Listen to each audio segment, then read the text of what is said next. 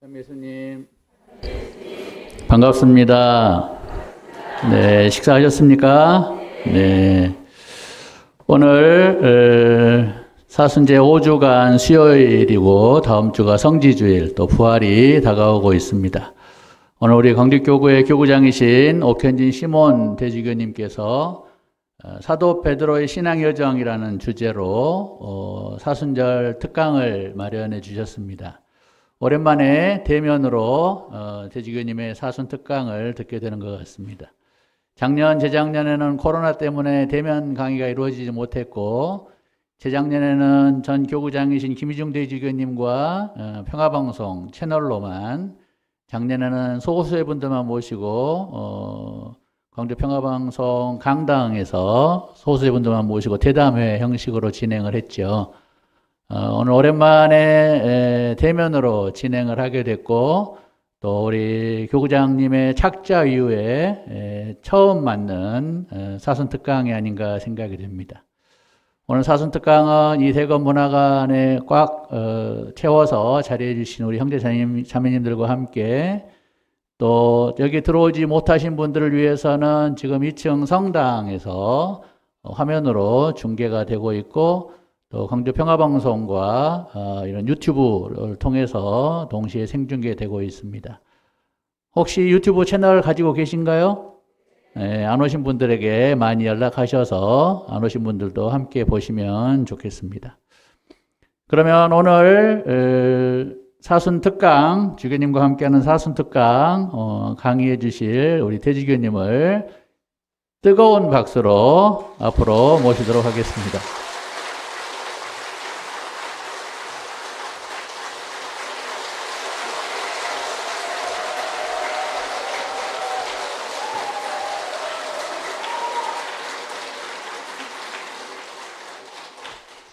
네, 열렬히 환영해 주셔서 감사합니다. 먼저 시작 기도 전에 음악 하나 듣고 시작하도록 하겠습니다.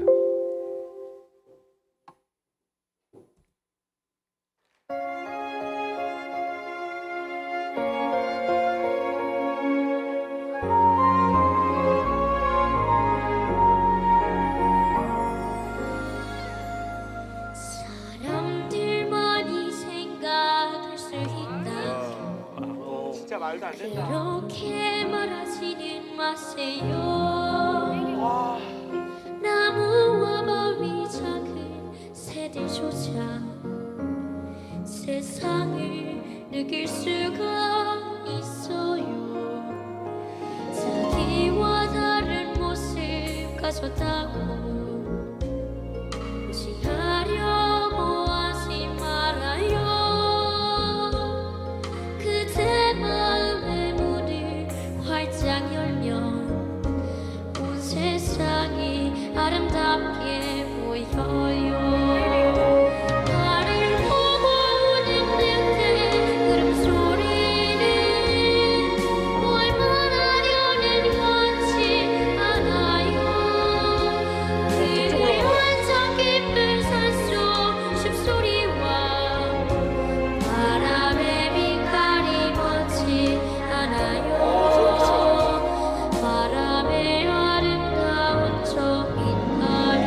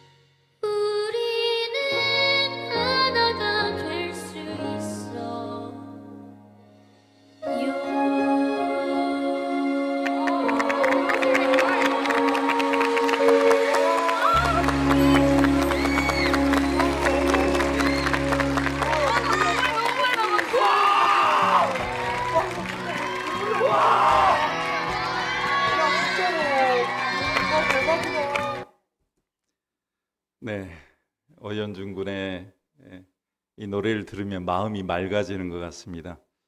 우리 모두 이 세상에서 하나가 된다면 이 세상은 정말 아름다울 겁니다. 그래서 오늘 사순특강 들으시면서 우리가 하나 돼야 되겠다는 마음으로 베드로 사도의 신앙 여정을 한번 저와 함께 걸어가 보시겠습니다.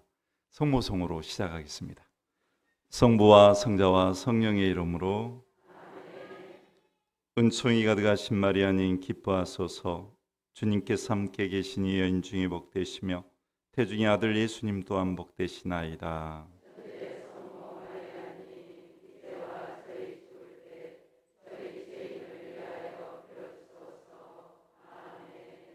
성부와 성자와 성령의 이름으로.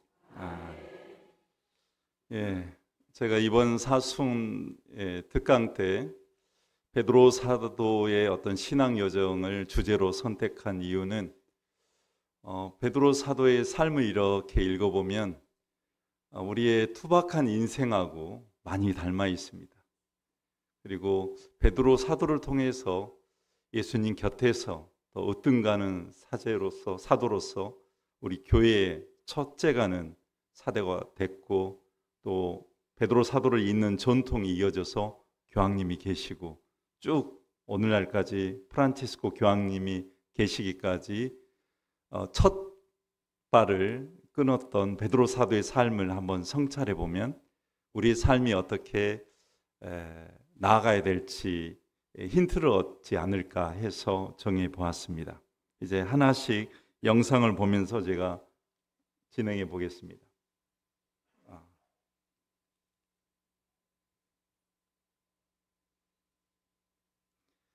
이곳은 제가 동창들하고 제주도에 여행 갔을 때 공항 근처의 언덕에서 언덕 산책로가 있었는데 그냥 꽃이 하나 이렇게 바닥에 피어 있었어요.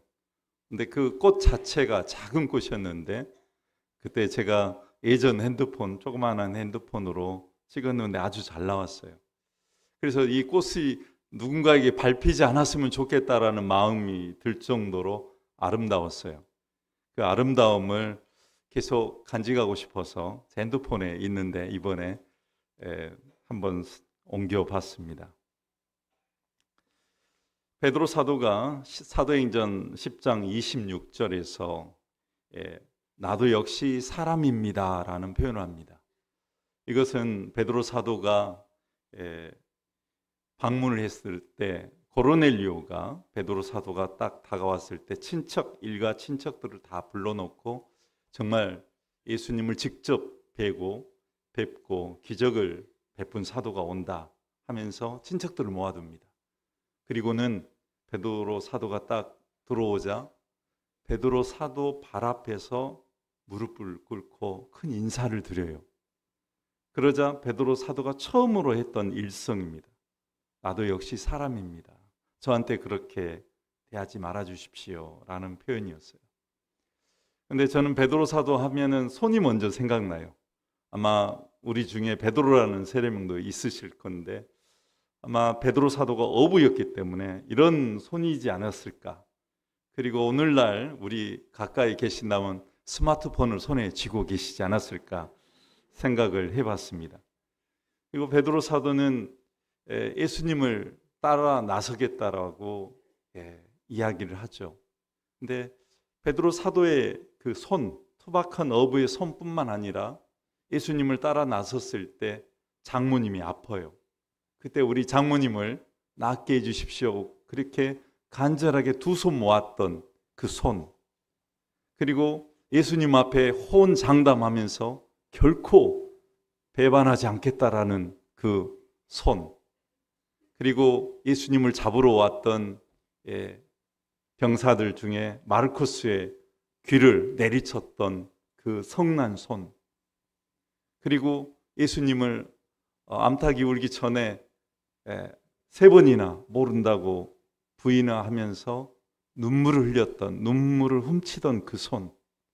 그리고 첫 장면에서 보여주었던 베드로 광장에 열쇠를 쥐고 있는 손. 베드로 사도 하면 이 손이 저는 제일 먼저 생각이 나요. 그러면서 이 투박한 이 어부가 예수님을 따르기까지, 그리고 그 인생의 여정들을 보면 참 다양한 삶을 살았다는 것을 느낍니다. 이 학생 누군지 아세요? 예, 신유빈이라는, 예, 우리나라의 여자 탁구 선수입니다. 저도 탁구를 좋아하는데요.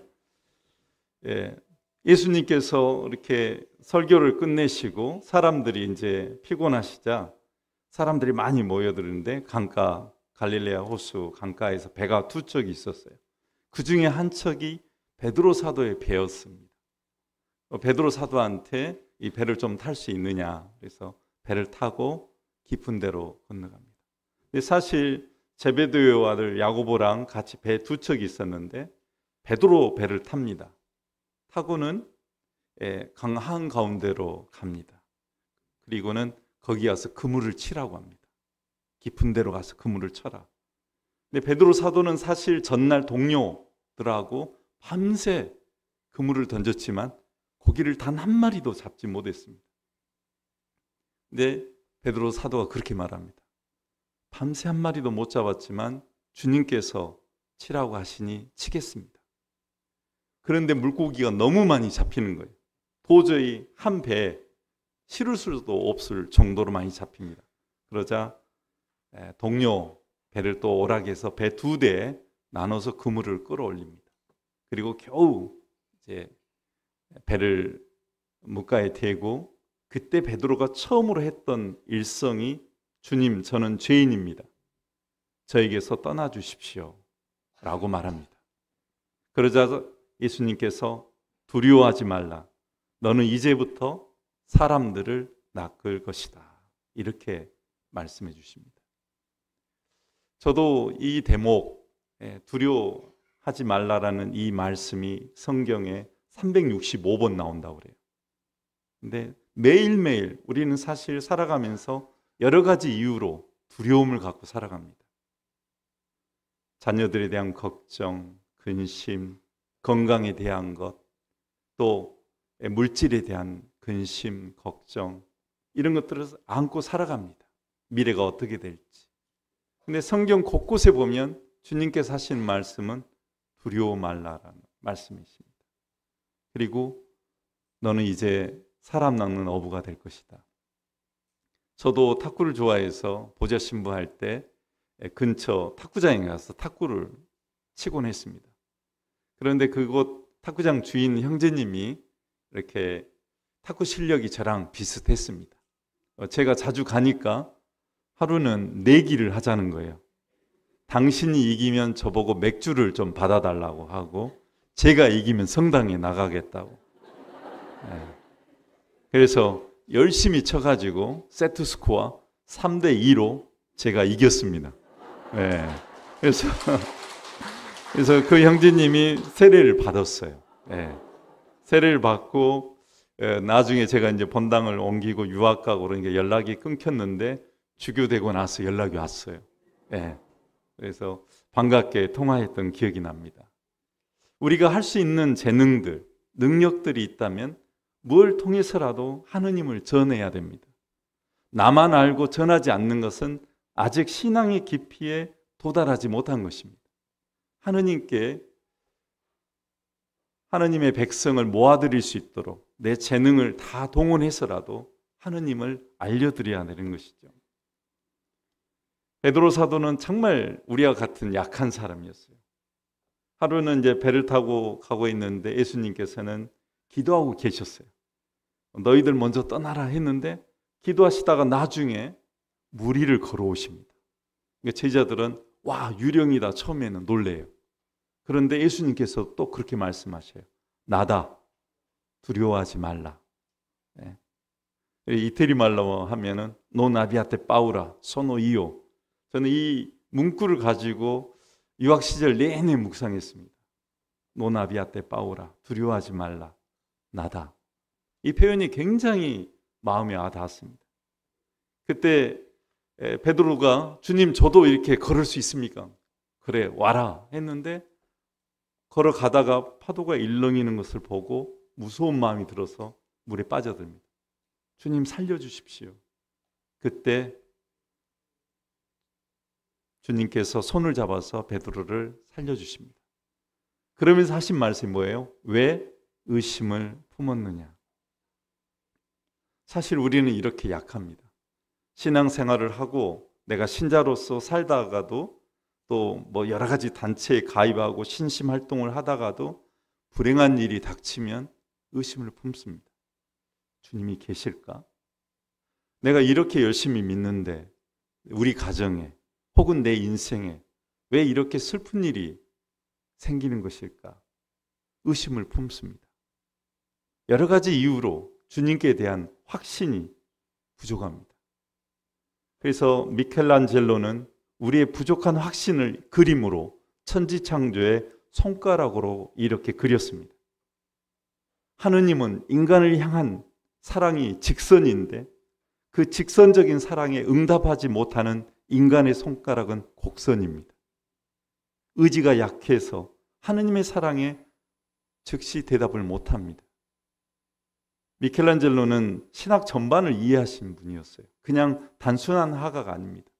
천지창조뿐만 아니라 최후 심판의 그림에도 얼마만큼 신학을 이해했는지를 그림으로 볼 수 있습니다. 우리는 이렇게 우리 삶의 나약함을 가지고 있습니다. 로마에 이렇게 저는 오래 살다 보니까 여행객들이 많이 오는 장소를 저도 찾아가곤 합니다. 니콜로 살비가 설계하고 이제 만들었던 트레비 분수입니다. 트레비아에서 나왔다는 말이 있습니다. 삼거리죠, 우리나라 말로 하면.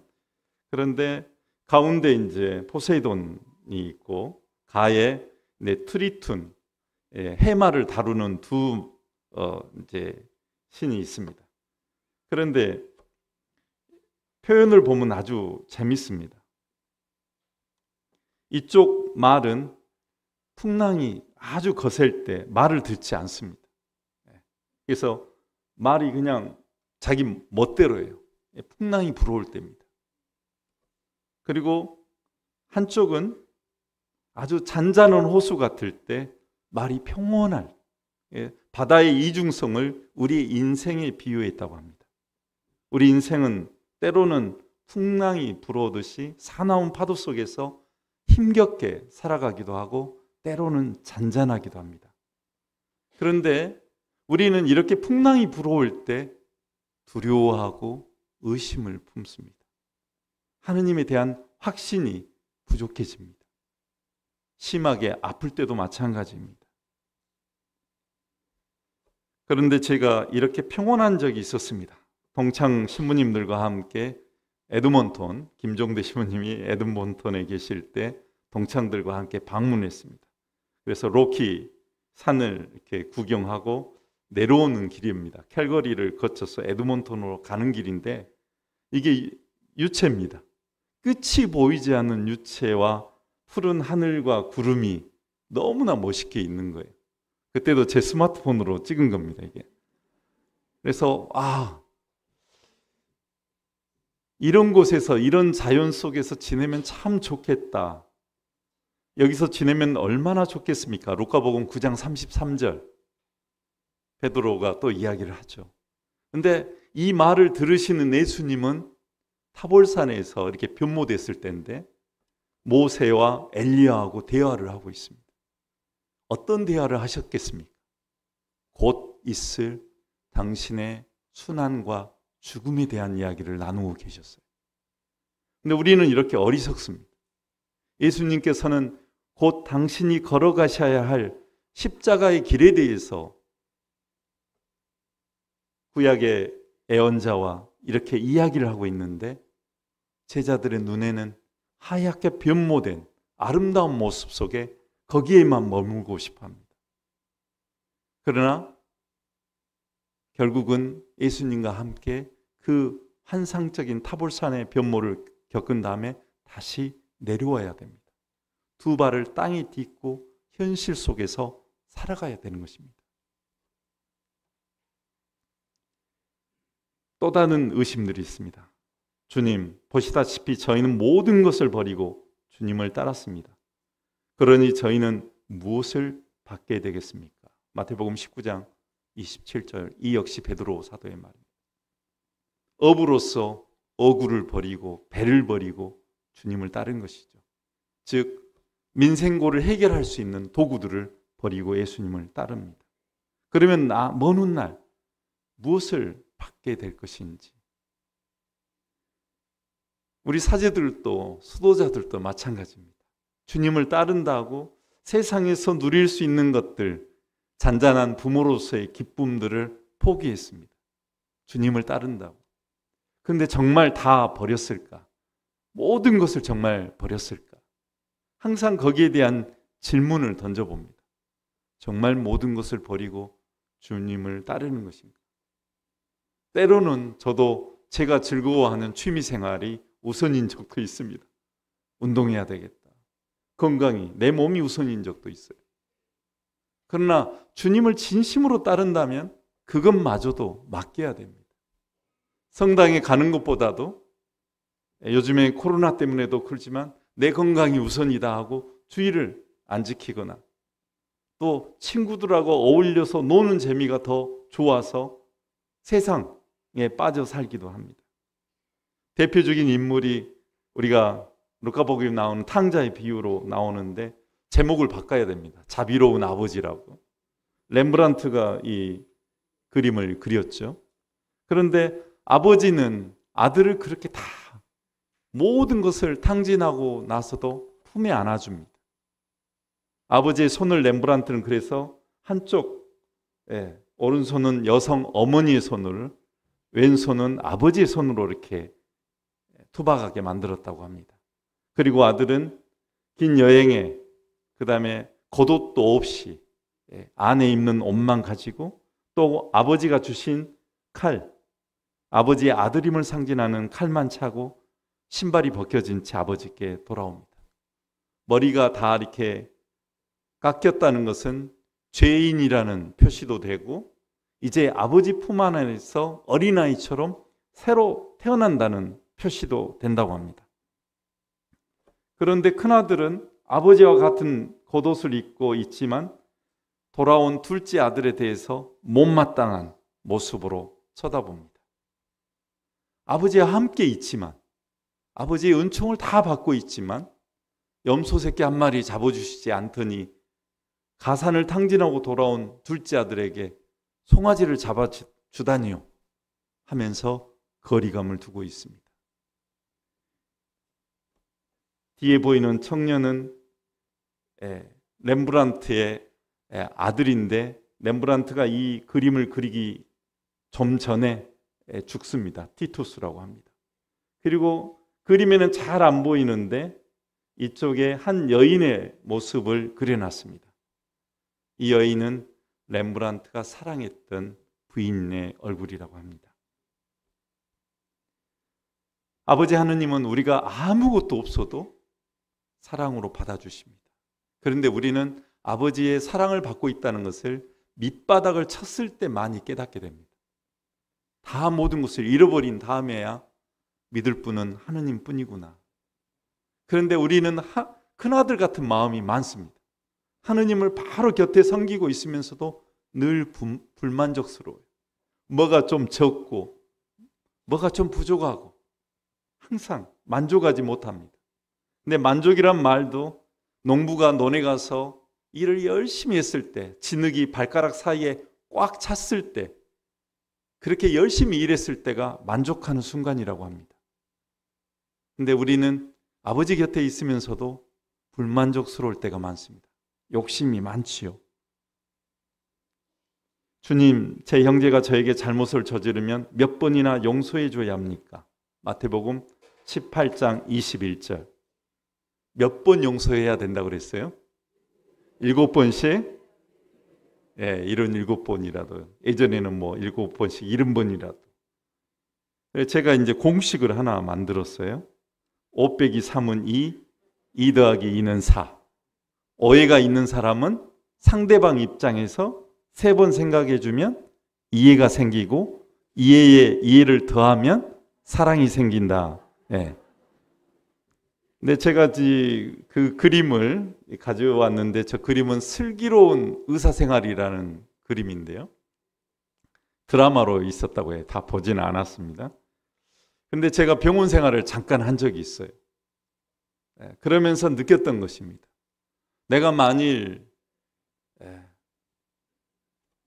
죽게 된다면, 수술을 받고 못 깨어난다면, 이게 마지막이라면 내가 미워하는 사람들이 어떤 의미가 있을까? 또 내가 미워했던 사람이 오늘 내일 한다면, 그동안 내가 미워한 것은 또 무슨 의미가 있을까? 그래서 예수님께서는 서로 용서해라. 너희들이 할 것은 용서하고 서로 사랑하는 것뿐이다. 그런데 우리를 괴롭히는 것은 용서하지 못하고 미워하는 마음 때문입니다. 미워하기 때문에 나도 괴롭습니다. 결국 나도 감옥 생활을 해요. 내가 미워하는 대상이 있기 때문에. 그런데 심판은 하느님께 맡기고 나는 그냥 용서하고 내가 할 사랑을 다하고 살아간다면 그래도 인생이 살아볼 만할 텐데, 많은 경우 우리는 미움 속에 살아갑니다. 그게 인생을 허비하는 거나 마찬가지입니다. 만일 여러분이 큰 병으로 수술을 받는다든가 그런다면 꼭 성사를 보십시오. 성사를 보시면서 또 하느님께 그동안에 지은 죄를 용서를 청하십시오.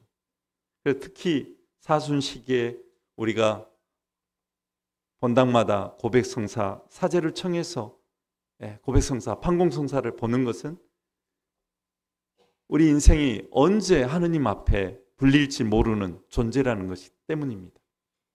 늘 깨어 있으라고 그러잖아요. 미워한 사람 없이 사랑의 마음으로 살 수만 있다면 언제 부르시더라도 우리는 기꺼이 주님 제 영혼을 받아주십시오 할 수 있게 되는 것입니다. 개그우먼 박지선 양이 있습니다.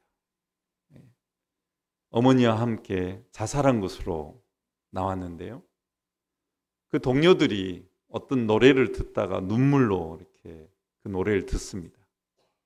그게 복면가왕에 나왔던 노래인데 노래 제목은 어른이라는 노래입니다. 손디아라는 가수가 어른이라는 노래를 불렀는데 나의 아저씨라는 드라마가 있습니다. 거기서 어른으로서의 어떤 견뎌야 될 삶의 무게, 어떤 깊이, 그런 것들을 잘 표현했다고 합니다.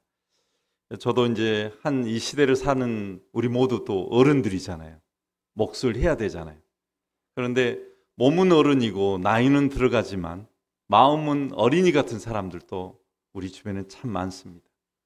어른답게 그 인생의 무게를 견디어내고 또 어려운 사람을 또 도울 수 있는 어른이 돼야 되는데 오히려 짐을 지우는 어른이 돼서는 안 될 것 같습니다.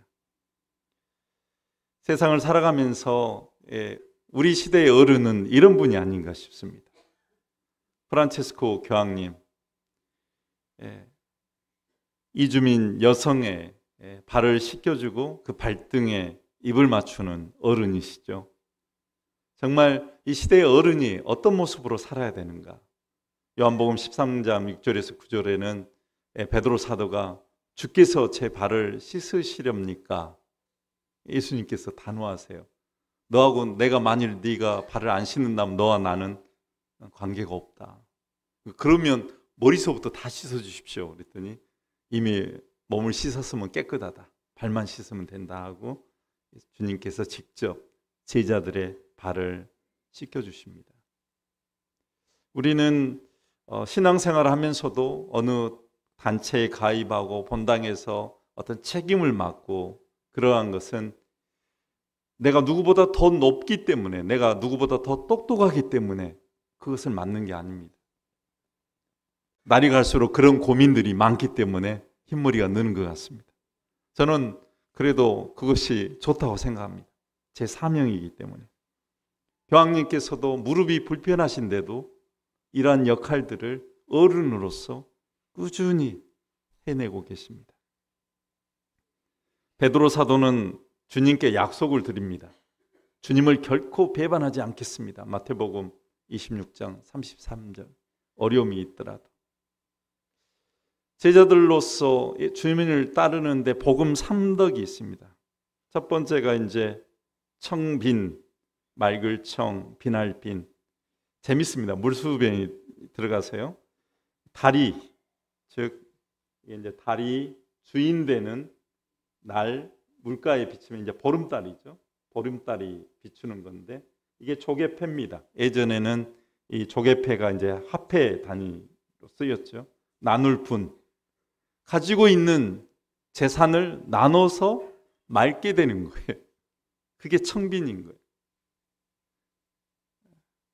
궁색함이 아닙니다. 내가 가지고 있는 것을 나누는 삶. 정결 역시 예전에는 이 점점자에다 조개 이제 점을 보면은 이 조개패에 점값을 줬던 것 같습니다. 근데 역시 물수변이 붙죠. 고들정에 깨끗할 결. 정결은 뭐 제가 말씀 안 드려도 순명, 순할 순, 목순명.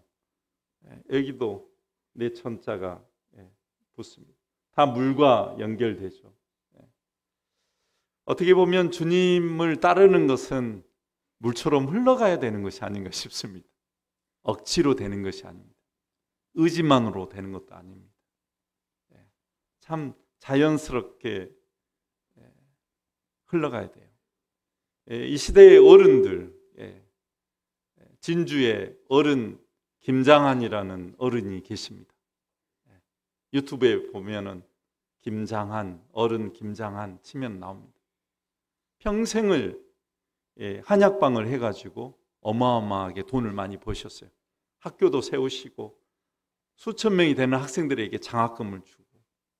그런데 당신은 자가용도 없이 자전거 타고 다니시고 걸어 다니시고 평생을 한약방 그 3층 방에서 조그마한 방에서 수세식 화장실도 아닌 곳에서 사셨어요. 학교를 세우고 수십억을 기증하고 그런 분이었지만 당신을 위해서는 쓰지 않으셨습니다. 정말 청빈하게 사셨어요. 그런 분이 우리 주변에 어른으로 계십니다.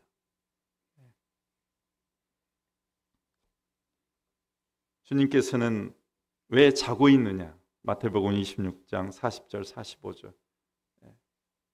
단 한시도 나랑 같이 깨어 기도할 수 없단 말이냐? 라고 제자들에게 말씀하셨죠. 당신 순환을 앞두고 피눈물을 흘리시면서 기도하시는데 제자들은 자고 있습니다. 잠잔다는 것은 육체적인 피로 때문에 그렇죠. 긴박함, 긴장감 안에서 예수님을 따라서 이렇게 다니는데 왜 피곤하지 않겠습니까? 저희들도 살다 보면 피곤하면 끊기도 안 하고 잡니다. 기도 이렇게 빼먹을 때가 있어요. 그냥 뭐 아무 생각 없이 잡니다. 아침에 일어나서 아침 기도, 낮 기도, 저녁 기도, 독서 기도 아침에 미리 하고. 제가 로마 유학 시절에 영성지도 신부님이 그랬어요. 저에게 첫 번째 과제가 이렇게 뭐 이것저것 때문에 힘듭니다로 고백했더니 영성지도 신부님이 기도는 하냐? 예, 가끔 빼먹기는 하지만 그래도 합니다. 그랬더니 아침 기도, 낮 기도, 삼시경, 육시경, 구시경, 저녁 기도, 꾹기도, 독서 기도는 아침에 하고 그 다음에 에사메데이 코시엔자라고 해가지고 하루에 대한 묵상을 1시간씩 하라는 거예요. 그래서 영성지도 신부님 시킨 대로 일주일간 하고 다음 주에 이제 만나러 갔어요. 그랬더니 기도는 잘했냐? 예, 제가 좀 성실한 편입니다. 그래서 기도 잘했습니다. 그랬더니 기도했더니 어떻느냐? 그 전주에 고백했던 게 뭐였냐면 어떤 동료 사제가 좀 미웠어요. 그 미운 마음을 나눴더니 기도는 하냐고 그랬거든요. 그래서 그때 이제 그 기도를 하고 다음 주에 갔더니 여전히 그 형제가 지난주 내내 미웠냐? 아닙니다. 기도하느라고 까먹었습니다. 계속 아침부터 해서 막 시간 나는 대로 기도해야 되니까 미워할 틈이 없었습니다. 거 봐라. 기도하지 않으면 미움도 생기고 마음에 혼란함도 생긴다. 늘 깨어서 기도해라 라고 영성지도 신부님께서 말씀해 주셨습니다. 우리의 눈물, 그리고 주님께서 몸을 돌려 베드로를 바라보셨다. 베드로는 주님께서 오늘 닭이 울기 전에 너는 나를 3번이나 모른다고 할 것이다 하신 말씀이 생각나서 밖으로 나가 슬피 울었다. 루카복음 22장 61절.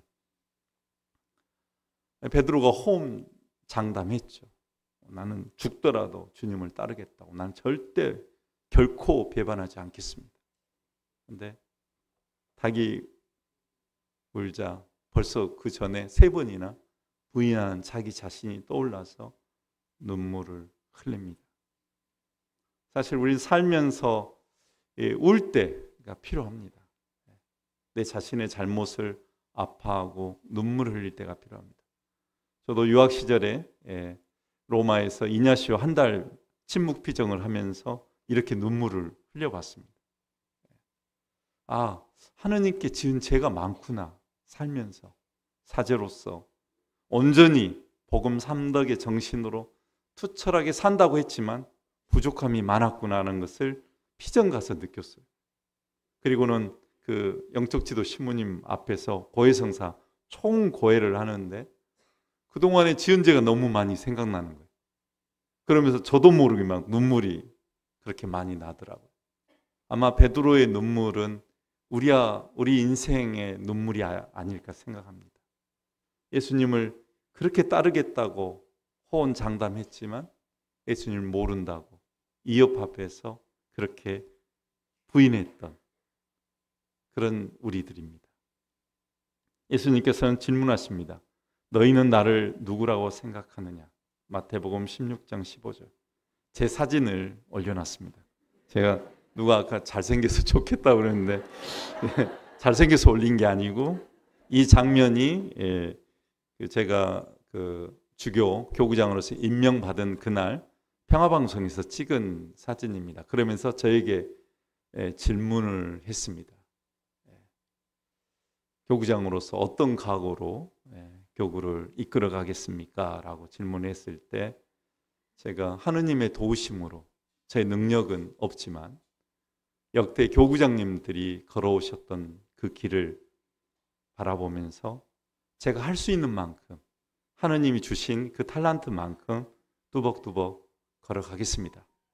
혼자 걸어가는 길이 아니라 우리 신부님들 또 하느님 백성과 함께 이 길을 걸어가겠습니다. 왜냐하면 주님이 계시니까 하느님이 도와주실 거니까. 그래서 제가 이제 이 자리에 오기까지 저는 평범한 사람이었습니다. 아주 평범했습니다.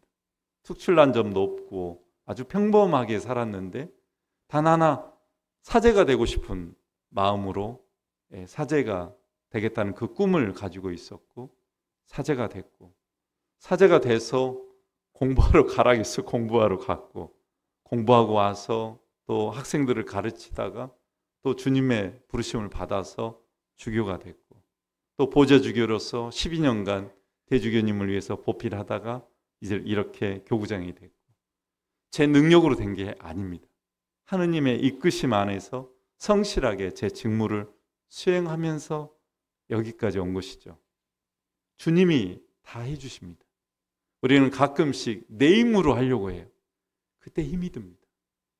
내 힘으로 하려고 하기보다는 하느님의 이끌어 주심으로 그냥 매일매일 성실하게 그 일을 수행할 때 결과와 결실을 맺어주십니다. 그런데 시련이 다가오죠. 너희도 떠나가겠느냐? 요한복음 6장 67절. 요한복음 6장이 굉장히 깁니다. 성체에 대한 이야기가 나옵니다. 내 살을 먹고 내 피를 마시는 사람은 영원히 살 것이라는 대목에서 많은 제자들이 예수님을 따르다가 어떻게 살과 피를 마신단 말인가 하면서 떠나갑니다. 그때 예수님께서 제자들에게 너희도 나를 떠나가겠느냐라고 물어봅니다. 우리는 가끔씩 길을 잃은 듯 어두운 동굴 속에 있는 듯 헤매일 때가 있습니다. 그때는 서로 손을 잡아줘야 됩니다. 혼자서는 어쩔 때는 힘들 때가 있습니다. 그게 아니야. 하느님 계셔. 같이 가보세요. 그리고 손을 잡아 끌어줘야 됩니다. 힘들게 산을 오르는 사람들에게 내밀어주는 손이 때로는 정상에 오를 때 큰 힘이 됩니다. 마찬가지입니다. 주님을 따를 때 힘들 때가 있는데 그때는 서로 손을 잡고 그 어둠에서 나올 수 있도록 서로 도와줘야 합니다. 제가 좋아하는 사진 중에 하나입니다. 이 사진 작가가 혹시 누군지 아십니까? 최민식 사진 작가인데요. 이게 지금 어시장에서 생선을 파는 엄마하고 누나가 동생을 업고 동생이 막 젖달라고 보채니까 어시장에 와서 엄마는 이제 생선을 만져서 냄새가 나니까 뒷짐을 지고 있고 누나가 이제 동생을 업고 와서 동생이 엄마 젖을 먹도록 이렇게 해주는 장면인데 최민식 사진 작가가 이걸 딱 잡아서 찍은 거예요. 제가 이 사진을 굉장히 좋아합니다. 아주 옛날 사진이고 흑백 사진인데 내가 나를 사랑하느냐 요한복음 21장 17절 예수님을 배반한 뒤에 예수님께서 나타나셔서 베드로에게 묻는 겁니다. 너 나를 사랑하느냐 3번씩 묻죠. 사랑이 무엇일까 생각해 봅니다. 부모는 자녀가 아프거나 자녀가 힘든 어떤 경험이 있으면 끝까지 자녀 곁을 지킵니다. 부모는. 근데 자녀들은 부모님을 병간호하다가도 지쳐버립니다. 사랑은 내리사랑인 것 같습니다. 하느님은 우리에 대한 사랑이 극진하셔서 당신 아들을 우리를 위해서 보내주셨습니다. 그만큼 하느님은 우리를 사랑하십니다. 그런데 우리는 하느님의 사랑에 비하면 그 사랑이 못 미칩니다. 너 나를 사랑하느냐? 3번씩 물어볼 수밖에 없습니다. 배신하고 배반하고 죄짓고 또 죄짓고 넘어지고 또 넘어지고 그럼에도 불구하고 예수님께서는 내 양들을 돌보라고 하면서 베드로 사도를 용서해 주십니다. 우리는 과거에 당신과 함께라면 감옥에라도 가고 죽을 각오가 되어 있습니다 라고 제자들이 말하고 실제로 감옥에 갇힙니다. 그런데 그 사랑, 하느님 사랑에 비하면 우리 사랑이 많이 부족한 것은 사실입니다. 그래서 요한복음 20장 1장 17절에서 베드로는 주님, 당신은 제가 당신을 사랑하는 줄 잘 알고 계십니다 라고 고백을 합니다. 그런데 예수님께서, 하느님께서 아들 예수님을 통해서 우리에게 보여주신 그 사랑에 비하면 아무것도 아닙니다. 한번 멜 깁슨이 만든 패션 오브 크라이스트의 한 장면을 음악과 함께 들어보겠습니다. 예수님께서 우리를 위해서 십자가를 지고 가시는 이 장면들이 정말 마음에 많이 다가옵니다. 오늘날을 살아가면서 우리들은 어떤 일을 할 수 있을까? 하느님을 생각하면서 하느님 나라를 위해서 무엇을 할 수 있을까? 각자의 자리에서 이런 일을 하신 분도 계셔요. 로사 피크는 15명의 자녀를 두었습니다. 15명인데 하느님 주신 대로 다 낳았죠. 나중에 큰딸은 먼저 심장병으로 사망합니다. 로사 피크는 처음부터 아이들을 이렇게 건강하게 낳았던 게 아니라 첫째 아이, 둘째 아이 실패하고 큰 딸을 낳습니다. 큰 딸이 나중에는 결국 심장병으로 먼저 떠나기도 하는데 그 안에 또 이렇게 아이들을 다 낳아서 키웁니다. 부부가 부자여서 그런 게 아닙니다. 평범한 가족인데 하느님 주신 생명을 이렇게 다 낳아서 키웁니다.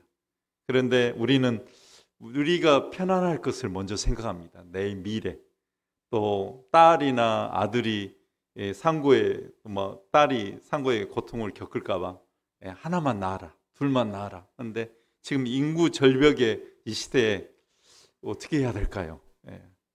제가 결혼할 수도 없고 아무튼 여러분들이 알아서 잘 생각하시기 바랍니다. 그리고 신앙인으로서 어떻게 살 것인가? 웃고 살아야 됩니다. 많은 경우에 그 천주교 신자들은 얼굴을 이렇게 보면은 환대하는 얼굴이 아니에요. 뭔가 화난 사람 같이, 세상 고통은 나 혼자 다 짊어진 사람 같이 살아가는 경우가 많습니다. 그러나 이 강아지도 웃지 않습니까? 웃어야죠. 중세시대 때 아프리카에 선교를 나갔던 선교사들이 몸은 사람하고 똑같은데 옷도 하나도 안 입고 이상한 소리를 내는 그런 원주민들을 발견합니다. 그래서 로마에 편지를 씁니다. 몸은 사람하고 똑같은데 세례를 줘야 됩니까? 말아야 됩니까? 그래서 바티칸에서 답신을 해줍니다. 웃는가 봐라. 그래서 웃어야 됩니다. 우리가 웃고 살 때 정말 복이 오고 행복도 옵니다. 일본에 갔을 때 나랑가 길 겁니다. 여기서 사슴들이 이렇게 많이 모여 있어요. 그리고 전병 같은 걸 주면 막 사슴들이 옵니다. 근데 저는 전병이 없는데 막 저한테 와서 막 달라고 그래서 강복을 주고 있는 거예요. 줄 게 없어서. 그래서 정말 우리들도 마찬가지예요. 누군가에게 뭘 해주고 싶은데 줄 게 없으면 기도해 주면 됩니다.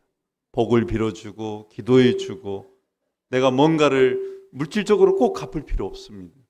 기도해 주는 거죠. 동창 신부들인데요. 제가 한번 서보라고 했습니다. 이게 캐나다 갔다가 로키 산맥 구경하고 내려오는데 이게 샌드 오일을 옮기는 큰 차입니다. 얼마나 차가 큰지 바퀴 하나가 두 사람을 이렇게 팔을 벌리고 있어도 바퀴 하나 정도밖에 안 돼요. 그래서 이옥수 신부님, 평화방송 우리 사장 신부님하고 김종대 신부님, 그때 에드먼턴 본당 신부님으로 계셨는데 한번 서보라고 해서 제가 찍었던 사진입니다. 스마트폰으로. 물질의 크기는 알 수 있지만 사랑, 하느님의 사랑의 크기는 우리가 잴 수가 없습니다. 이태석 신부님께서 남수단에 가서 아이들을 치료하던 모습인데요.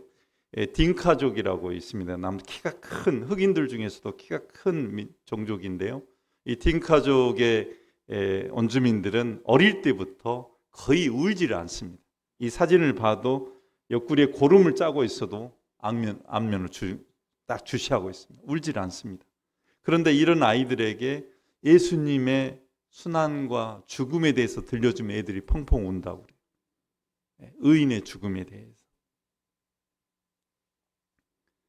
사제는 백성과 함께 있을 때 가장 행복합니다. 그래서 때로는 안에, 때로는 앞에, 때로는 뒤에서 사제가 하느님 백성과 함께 살아갈 때 존재의 의미를 느낍니다. 그리고 사제는 그 백성들에게 필요한 것을 해줄 때 나완저촌의 방문에서 발가락이 다 떨어져 버린 나우누리들에게 거기에 맞는 샌들을 만들어서 이태석 신부님이 직접 신겨주는 장면이고 그들에게 이제 치료를 해주고 이 앞에 계신 분이 수산나라는 분인데 이태석 신부님이 돌아가셨다고 그 소식을 들었을 때 한없이 우셨던 분이에요. 하느님이 주신 재능을 아낌없이 나누는 거죠. 음악적인 재능을 가지고 아이들에게 총을 들었던 아이들에게 악기를 들려주고 평화를 노래할 수 있게 이 신부님께서 하셨죠. 그래서 결국은 거짓 없는 하나 되는 삶으로 이끌어 주셨어요. 그리고 사제로서 가장 행복한 순간은 이렇게 성사를 줄 때입니다. 신자들은 아이고 신부님도 힘드신데 내가 내 죄까지 뭘 하고 말하려고. 아닙니다. 사제는 신자들의 죄를 들어주고 하느님의 이름으로 사해줄 때 그때 가장 사제답습니다. 그리고 거기에서 보람을 느낍니다. 특히 사순 시기에 다 주님 앞에서 깨끗한 영혼으로 주님의 부활을 맞이하기 위해서는 성사를 보십시오. 교회는 세상이 할 수 없는 일들을 껴안는 것이 교회가 하는 일입니다. 마더 데레사 수녀님은 나는 한 번에 한 사람의 아이만 껴안을 수 있습니다 라고 말씀하셨어요. 우리들도 우리가 할 수 있는 봉사와 희생, 한 사람의 한 아이를 껴안듯이 우리 주변에 단 한 사람이라도 도울 수 있고 또 도움을 줄 수 있다면 우리는 신앙인들입니다. 받는 것도 중요하지만 나누는 삶이 더 행복하다는 것은 명확한 일입니다. 성소주일날 되면은 학생들, 어린이들이 수도복을 입어보고 또 사제복을 입어봅니다. 그때 아이들이 이제 수도복을 입어는 너무 귀여워서 제가 찍어뒀는데 아마 지금쯤 대학 갔을런가 모르겠습니다. 각자의 재능, 특히 성소자들을 좀 키워주십시오. 우리가 성소자들이 없어지면은 나중에 은퇴도 못합니다. 이태리 같은 경우는 80대 할아버지 신부님들이 본당을 2개씩 맡고 있고 50대 신부님들은 9개를 맡고 계셔요. 제가 방학 때 그 50대 신부님하고 같이 살았는데 주일이 되면 제가 4대를 드렸어요. 4대 미사를 신부님들이 다 계셨던 본당인데 이제 사제가 없으니까 미사 1대 드리고 산 넘어가고 미사 1대 드리고 산 넘어가고 그렇게 4대를 드리고 사제관에 와서 신부님과 그때 같이 밥을 해서 식사를 합니다. 유럽 교회의 현실입니다. 우리들도 성소자들을 많이 키워야 됩니다. 우리가 하나 되기 위해서 힘을 모아야 됩니다. 축성 생활의 해 때 폴란드 수사님들, 수녀님들, 신부님들이 함께 모여서 노래를 불렀습니다. 노래 한번 들어보겠습니다.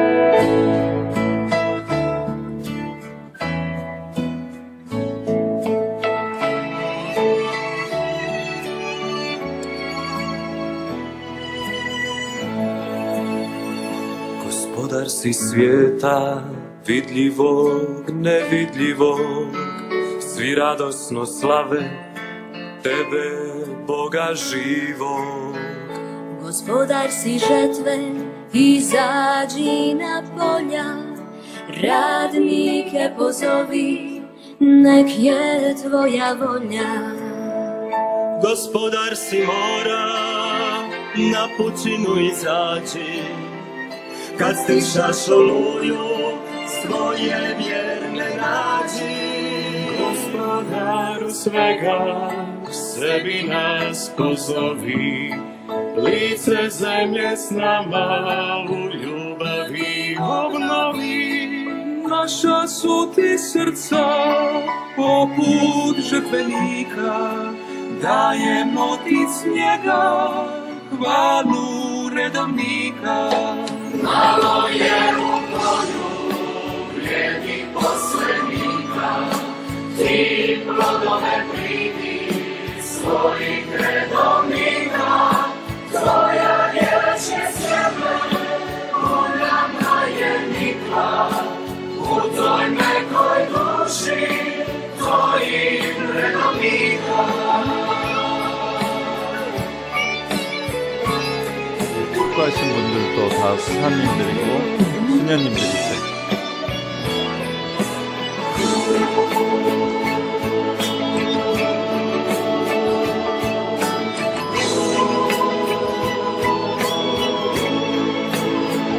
Gospodar si mora na pučinu izaći, kad stišaš oluju, svoje vjerne nađi. Gospodar si svijeta, početak si kraj, posebno me dižeš i vraćaš ih u raj. Gospodaru svega, sebi nas pozovi, lice zemlje s nama u ljubavi obnovi. Naša su ti srca, 나의 못이 스냐가 Hallelujah, Hallelujah, Jeni poslenika, Ti plodove primi, svojih redovnika, Tvoja riječ je sjeme, u nama je nikla, u Tvoj nekoj duši, Tvojih redovnika. Tvoja riječ je sjeme, u nama je nikla, u toj mekoj duši. Tvojih redovnika.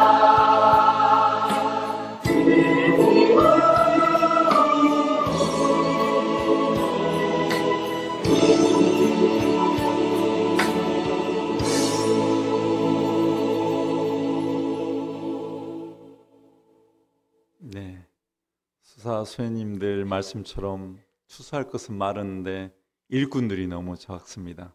그래서 수도 성소 또 사제 성소 많이 이렇게 보내주시고 기도해 주시고 또 지지해 주시면 좋겠습니다. 제가 이제 한 몇 년 전에 소아 성가정 수녀님이 전화를 하셨어요. 주교님 강아지 필요하세요? 그래서 아니 느닷없이 왜 강아지요? 저희 집에 강아지가 새끼를 5마리 이렇게 강아지를 낳는데 그 분양을 해야 되는데 주교님 필요하시면 한 마리 드리려고 그래서 제가 집에 이제 부모님 집에 전화를 했더니 그래 한 마리 키워보지 이제 아버님이 그러셔요. 그래서 아주 조그마한 강아지를 데려왔습니다. 근데 걔가 커가지고 이만해졌어요. 근데 소아 성가정에서 데려와서 소아라고 이렇게 지었는데 어머님 아버님 앉으시는 평상을 지가 차지하고 이렇게 살았습니다. 그래서 이렇게 큰 거예요. 조그만 했는데 이렇게 커가지고 이거 힘이 장사였습니다. 아무튼 그런데 어느 날 집을 나가 버렸어요. 그래서 20일이 지나도 안 돌아와요. 그래서 제가 아마 집 나가서 누가 끌고 갔는가 없다고 그냥 포기하자고 했는데 21일째 되는 날 돌아왔어요.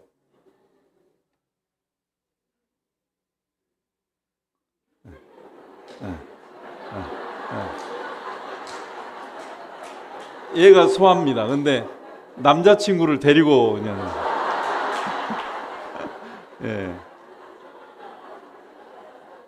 근데 원래 하얀 개인데 이렇게 하얀 개인데 완전히 그냥 색이 막 집 나가면 어쩐다고요? 주님 안에 머물러 있어야 됩니다. 코로나 때문에 많이 나가셨는데 이제 다 돌아오셔야 돼요. 그러기 위해서는 우리가 모셔야 됩니다. 함께 가자고 주님께 찬미 찬양을 드리자고 베드로 사도도 배반도 하고 어려웠지만 마지막에는 주님 앞에서 눈물을 흘리고 주님의 길을 꿋꿋하게 걸어가셨습니다. 우리들도 힘든 일, 어려운 일 많지만 주님 안에서 머물러야 되고 주님께 의지하고 주님 사랑은 변하지 않으니까 그 사랑 안에서 늘 머물러 계시기 바랍니다.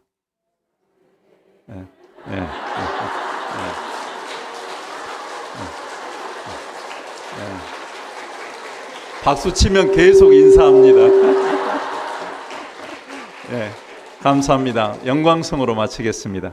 성부와 성자와 성령의 이름으로 영광이 성부와 성자와 성령께 성부와 성자와 성령의 이름으로 안녕히 돌아가십시오.